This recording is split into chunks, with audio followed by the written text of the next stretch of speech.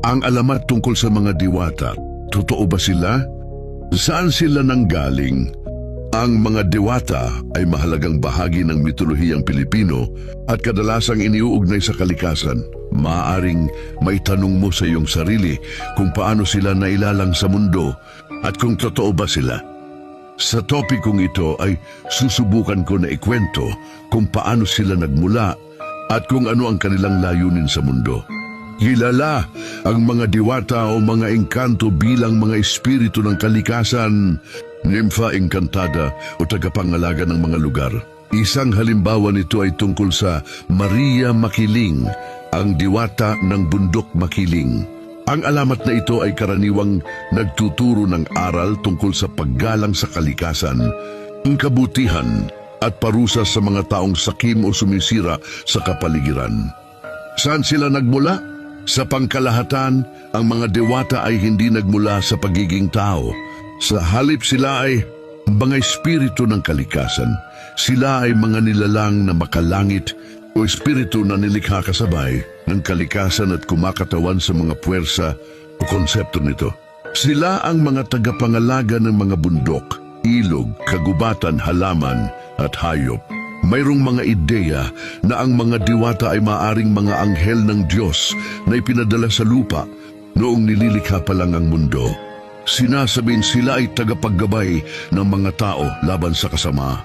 Ngunit hindi direktang sinusuportahan ng tradisyonal na mitolohiyang Pilipino o ng teolohiyang Kristiyano na nagpaliwanag sa konsepto ng anghel. Sa orihinal na paniniwalang Pilipino na bago pa dumating ang Kristyanismo, ang mga diwata at engkanto ay mga anak ni Bathala, ang kataas-taasang Diyos o mga nilikhang espiritu na naiiba sa tao.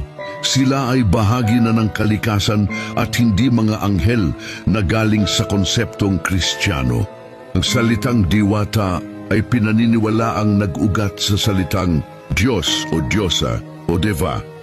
Ito ay impluensya mula sa mga sinaunang kultural na palitan sa Timog Asya, tulad ng sa pamamagitan ng Srivijaya at Majapahit Empires na nagpapahiwatig na ang paniniwala sa mga dewata ay matagal na at may bahaging nagmula sa impluensyang Hindu-Buddhist na sumasanib sa katutubong paniniwala sa mga espiritu. Paano sila nabuhay ng invisible?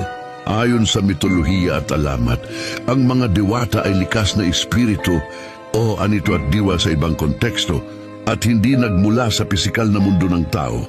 Bilang mga espiritu, ang kanilang tunay na anyo ay hindi nakikita ng karaniwang mata ng mga tao. Sinasabing kaya nilang magpakita sa anyong tao na may pambihirang kagandahan upang maipahatid nila ang kanilang presensya. Para sa ibang hindi tinatanggap ang pag-iral ng mga diwata dahil walang siyentipikong ebidensya na nagpapatunay sa kanilang presensya. Para sa kanila, ang mga kwento ay dulot lamang ng imahinasyon at walang umiiral na mga diwata at hindi nakikitang nilalang. Gayunpaman, ang pinakamahalaga ay ang paggalang sa paniniwala ng bawat isa. Ang isang alamat kahit hindi totoo sa agham ay totoo sa kultura at karanasan ng isang tao. Sa huli, ang pag-aaral sa mga alamat ay nagbibigay linaw sa kung sino tayo bilang Pilipino. Ikaw, naniniwala ka ba sa mga nilalang na hindi nakikita?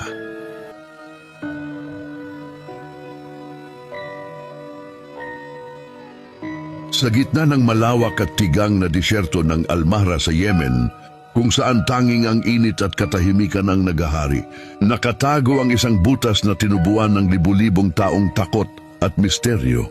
Ito ang Well of Barhut na kinatatakutan at pinansagang balon ng impyerno. Hindi ito simpleng hukay lamang. Ito ay isang perpektong bilog na bibig sa lupa, isang lalamunan ng kadiliman na may lapad na 30 metro at ang kaibuturan ay hindi maabot ng liwanag. Ayon sa matatandang alamat, hindi ito likha ng kalikasan kundi tinuntungan ng mga dyablo, isang walang hanggang kulungan. May mga matandang kwento, alamat at misteryo patungkol sa Well of Barhut. Tungkol sa kung paano ito nagsimula at kung ano ang layunin nito. Ang karaniwang tema sa mga lokal na alamat ay umiikot sa pagiging bilangguan ng butas. Sinasabing ang butas ay nilikha para magsilbing kulungan ng mga masasamang espiritu Partikular ang mga jinn, supernatural na nilalang sa Islamikong mitolohiya tulad ng genie na itinuring na masama o hindi makontrol. May mga bersyon pa na nagsasabing ang mga masasamang jinn mismo ang pinilit na humukay sa balon na siyang magiging sarili nilang kulungan. Dahil sa sobrang lalim nito kadiliman at sa masamang amoy na pinaniniwala ang hininga ng mga demonyo na nanggagaling sa loob, binansagan itong Well of Hell o pintuan ng impyerno. Ang butas ay sinasabing nagdadala ng masamang kapalaran o sumpa sa sino mang magtatangkang lumapit na nagpapatibay sa misteryosong reputasyon nito.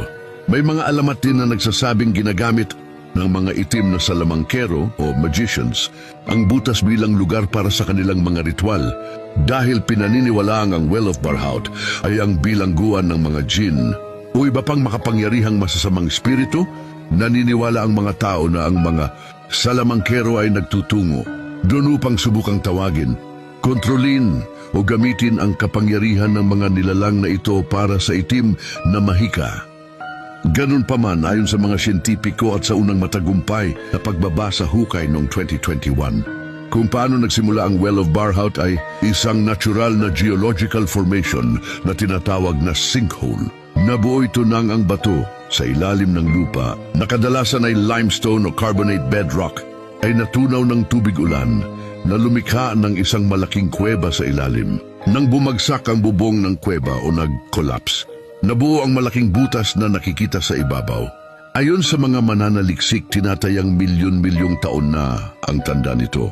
At ang masamang amoy na ikinatakot ng mga tao ay malamang nadulot ng mga nabubulok, napatay na hayop tulad ng mga ibon na nahulog sa loob at hindi na nakaahon at hindi hininga ng mga demonyo. Ang layunin nito ay simpleng natural na bahagi ng Earth's geology na naglalaman ng sarili nitong munting ekosistema kasama ang mga ahas, talangka at mga kakaibang mineral formation tulad ng cave pearls. Sa halip na mga demonyo ang makikita ay lumikha ng isang malaking kontras.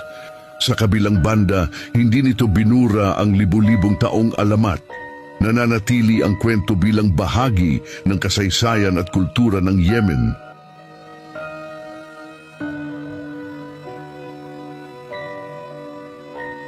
Isang lalaki ang dinakip sa airport na nanggaling di umano sa lugar na hindi nag-i-exist sa ating mundo. Ang pagbubukas ng dimensyon, sinasabi na ang ating mundo ay hindi nag-iisa. May mga parallel universe, mga kopya ng ating realidad na bahagyang nagkakaiba, isang politikal na desisyon, isang kasaysayang naiiba o isang bansa na umiiral sa kanila ngunit hindi sa atin. At minsan, sa gitna ng ordinaryong daloy ng buhay, may mga bitak na nagbubukas na nagpapahintulot sa isang hindi inaasahang bisita na makatawid.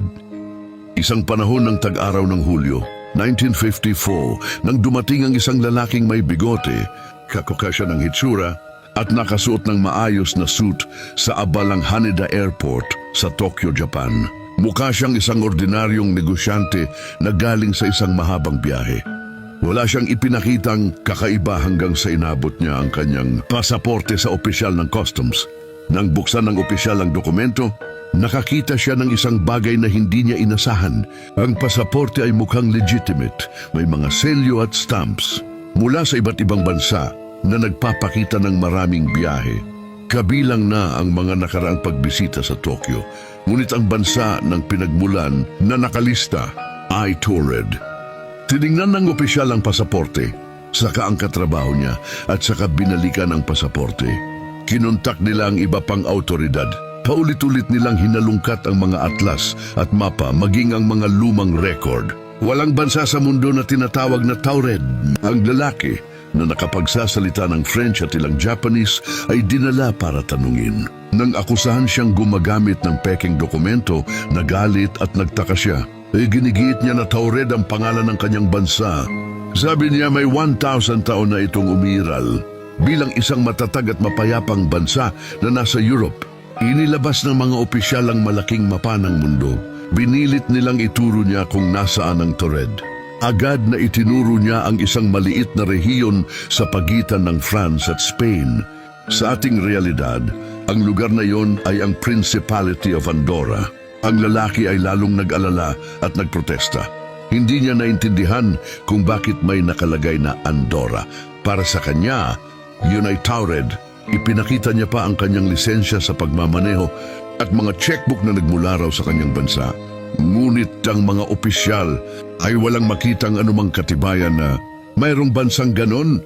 Dahil sa kalituhan at posibilidad na isa siyang espiya o isang malaking banta, nagpasya ang mga autoridad na ikulong muna siya sa isang silid sa isang kalapit na hotel habang patuloy silang nag-iimbestiga.